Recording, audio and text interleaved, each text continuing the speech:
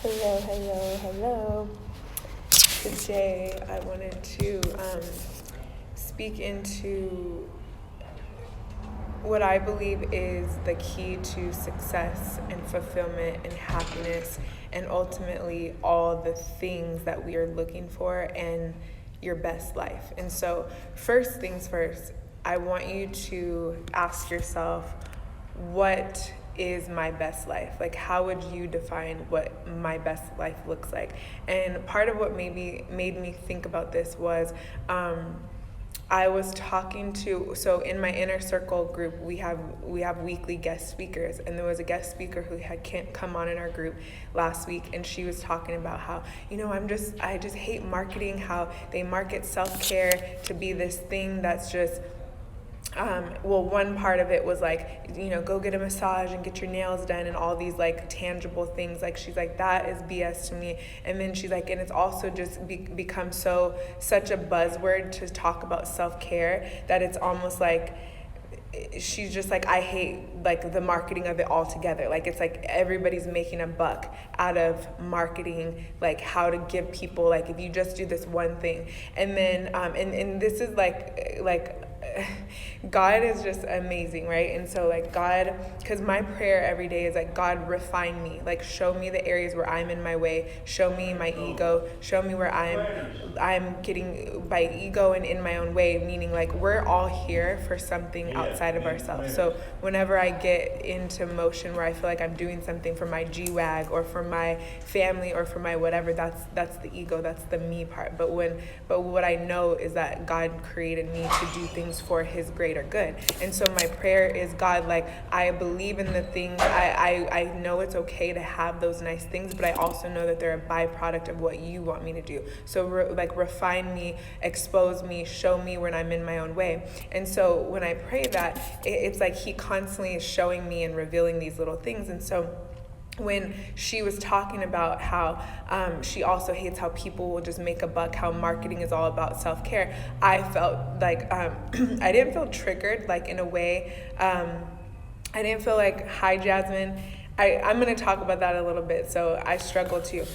But so I didn't feel triggered in a way of where I was like offended, but I felt triggered of like, it made me like go inward and ask, like, am I doing that or am I not doing that? And so I just really had to check my intentions, right? And so here's what I came up with, and what I realized was, it was like this freeing moment. It was kind of like my mentor, my business mentor, she's always saying how when you're being generous and when you're just focusing on giving, you don't have to market. And so it was like, I checked in and I'm like, yeah, no, I don't do that. Like, I'm not selling self-care to make a buck. Like, I'm selling self-care like you can literally live your best life, and I do believe I've found the tools to do that. And so in that, there's a marketing, because it's like, get to my retreat, do my program, consume my content, because I give everything for free. Like, I'm not going to tell you, like, I will tell you the whole agenda of my retreat. I will tell you exactly the tools that I'm going to teach people who have taken my program. Like, I see Jasmine's on here, like, you're in the Fox Project right now, but when you come to the retreat, it's going to be a whole different experience. So my mentor teaches, don't bait and switch information. I don't bait and switch my audience. And this isn't a disclaimer about me. Like, this is not about me at all. I'm just getting to my point of like these realizations that I had, and what I wanted to share with you guys is like, everything that I create, every story, every post, every content piece, every event is all an effort to give you an experience of experiencing your best life. And so the first thing, if you're just joining, that I asked was, what is your best life? Like, how do you quantify that? Because I do believe that it looks different for all of us. So kind of speaking into what you were saying, Jasmine, about struggling with the ambition and the ego and all those things, one of the ways that I'm identifying when it's the ego is when it becomes to be like I, me, my, it's all about me, my feelings, what if me, what if I, what if my, that kind of thing. But when I'm thinking of, so like, even like, if there's ever a moment in my content where I'm like, ooh, if I post this, then they might think like, oh, well, what am I going to learn at my retreat? That would be an example of, that's ego.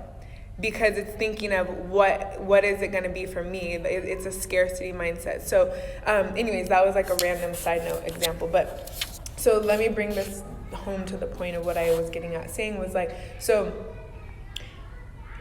when you can identify what your best life is, I argue that what every human is looking for is growth, contribution, survival. So survival looks like you want a roof over your head. You want, to be able to drive a car to get to point A to point B. You want food in your stomach. Now, here's where I don't believe this is ego. When your ambition about those things, like if I'm going to have a roof over my head, you better believe I want the best roof over my head. I feel like that's just being a child of, if you think of God, like God is the most powerful, and if you think of, am I loud? Yeah, no, you're fine. Oh. Are you I'm doing a live. Okay. Yeah. I'm almost done though. Right.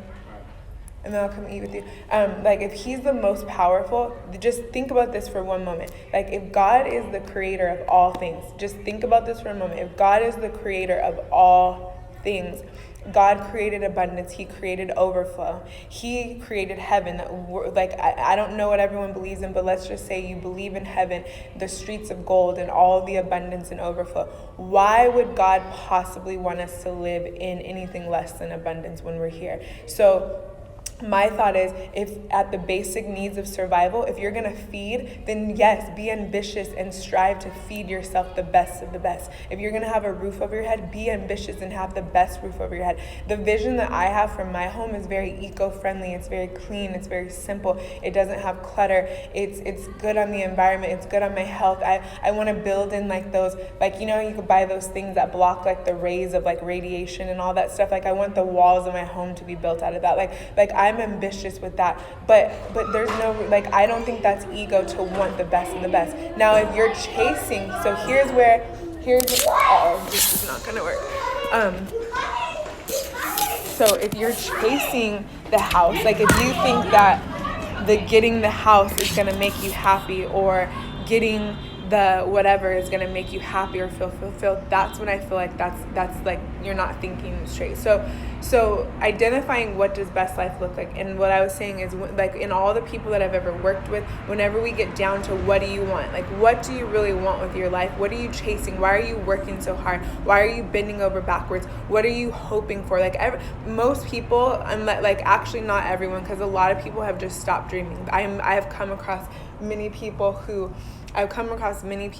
have just stopped dreaming, and they've accepted, I don't need a better house. I'm just happy I have a roof over my head. I don't need a better car. I'm just happy my car drives.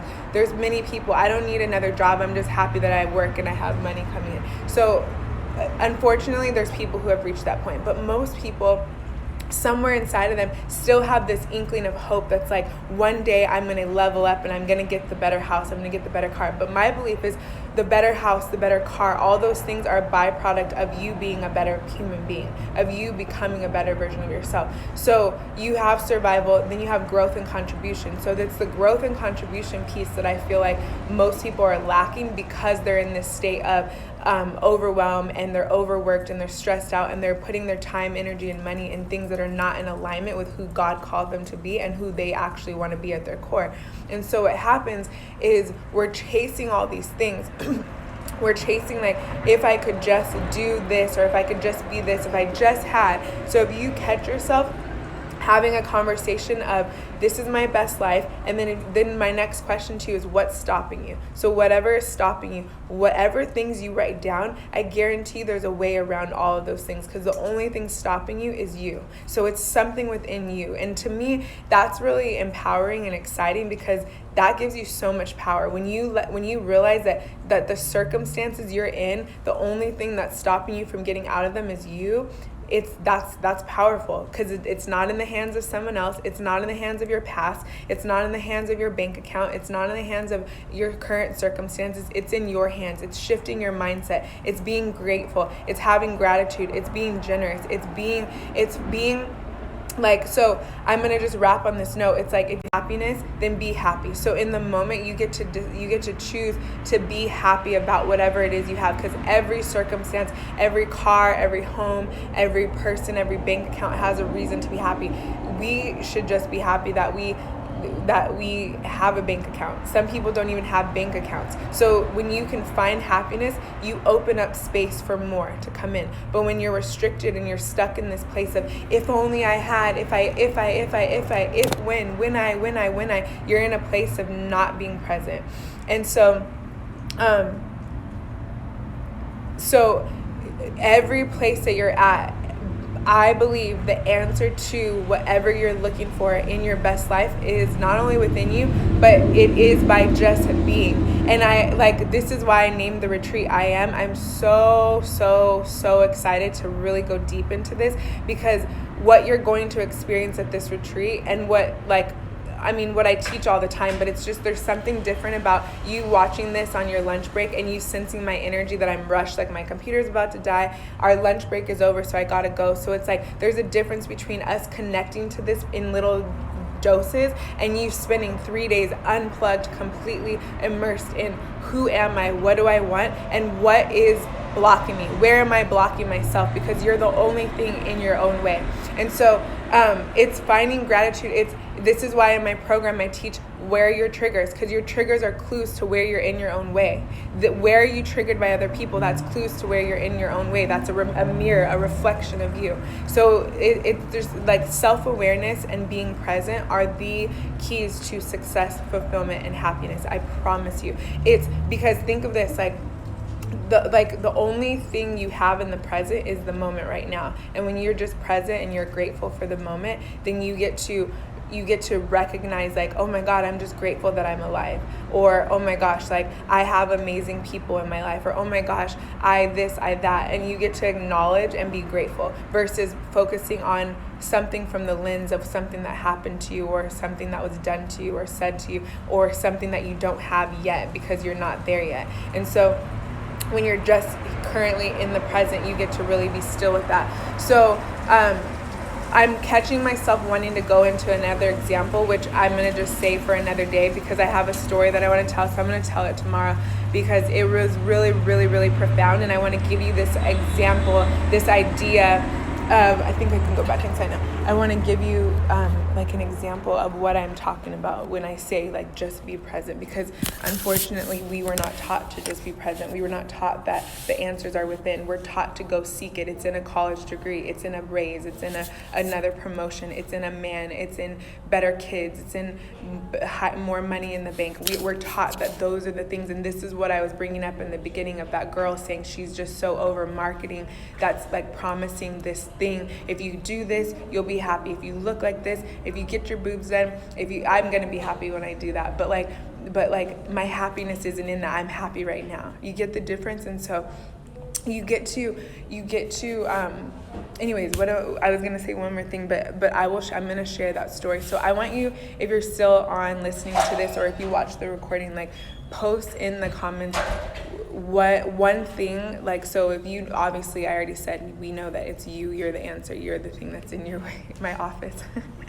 We know that you're in your own way, but what do you think, if you, like, what's the first thing that comes to your mind of how you're in your own way? So I just want you to write that in the chat, like just what's the first thing that comes? Like, is it fear?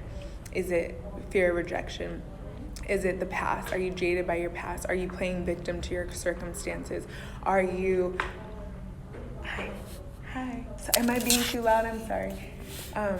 Is it money? Are you saying that money is the reason why you're stuck where you're at? Are you saying it's time? I see that we have a time management question. So I'm guessing that with Angela, your thing might be, I don't have any time, so I'm stuck. Inadequacy. So that's a mindset. Yes. So inadequacy. The biggest thing I can tell you go look at my story, Jasmine. I just posted this quote that a girl sent me. She said it reminded her of me, and it says, when you remind yourself of the things that God is and you realize that that's you too, like, you find power in that. So it's, in other words, like, think of the qualities of perfection of the God who created you, and know that he created you perfect in his image. So if you start to remind yourself that you are a child of God and that God made you perfectly in his image, and like today I was doing this video with my daughter and we're at homeschool today. So we were working on a video, and I literally leaned into the camera. I was like, ew, I don't like how I look. And I stopped doing the video, and I got out of my zone, and I was having all fun and games when the camera wasn't where I could see it.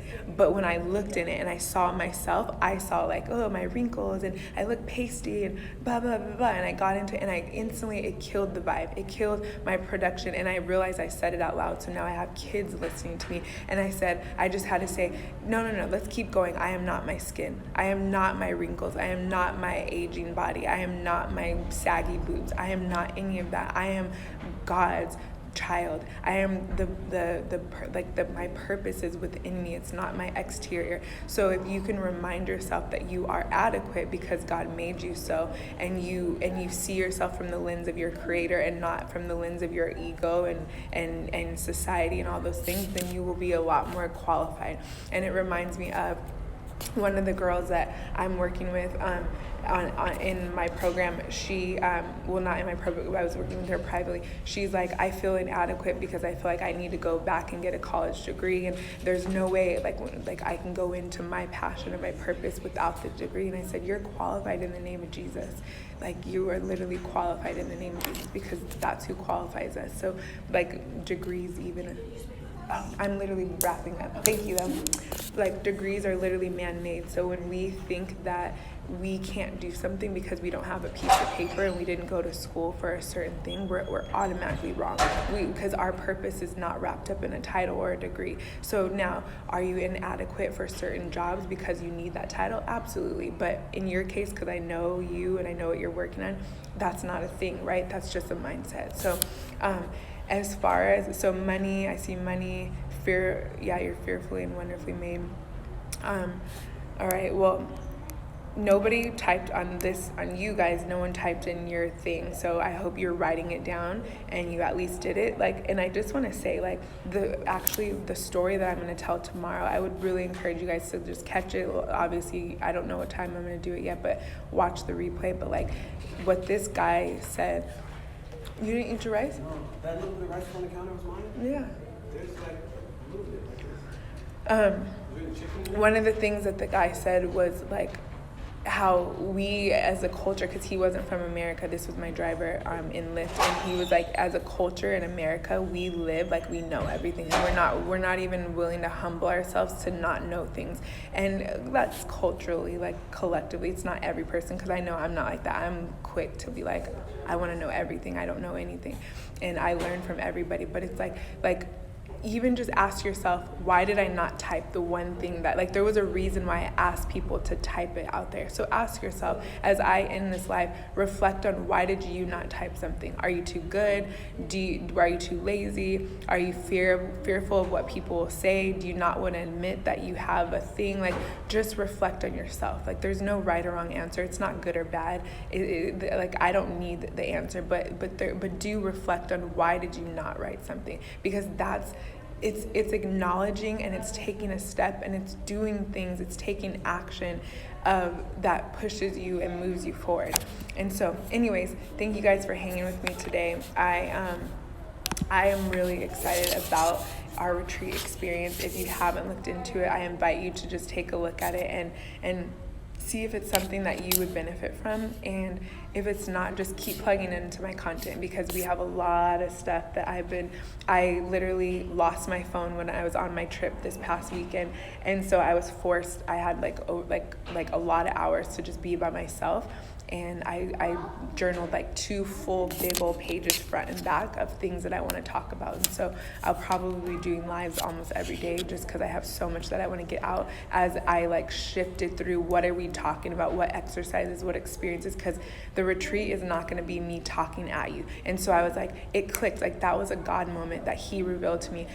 I was like, because when I thought of what do I want to make better about the other events that I've had, I'm having an allergic reaction. But when I reflected on what do I want to improve about my other events, I realized I talk a lot and I get passionate and I'm fired up, but then there's not a lot of experience. It's more of just listening. So I'm like, I'm going to throw up all of my content that's in my head that I want people to know online leading up to the retreat. That way at the retreat, I have nothing to talk about, and it's more just being and the experiences and the exercises and the relaxation and all of that. And so that's what made me really excited, was I have all this content that I want to give, like all these little nuggets and messages that I want to send. So I'm just going to send them out every single day. So when we get to the retreat, it's literally like unplug, relax, connect, do the experiences, be present versus listening and taking notes. That's not what I'm envisioning at this retreat. So anyways, thank you guys for hanging with me, and I will see you tomorrow.